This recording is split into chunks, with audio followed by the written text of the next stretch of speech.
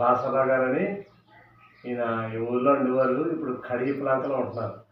ఈయన ఈరోజు మన ఆశ్రమానికి వచ్చి వాళ్ళు తయారు చేసిన ఫ్రూట్లు, అంటే కృష్ణుడు అంటే ఆయనకి భక్తి ఎక్కువ.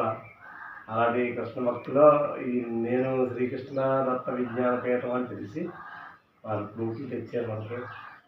మరి ఇది ఏ జన్మలో బంధం గురించి అయినా ఈరోజు మేము ఎలా కలిసాం. దీనికి మరి ఆయన భగవంతుడు అందరికీ ఒకటే, ఒక తేజస్సు, ఒక దివ్య స్వరూపుడు.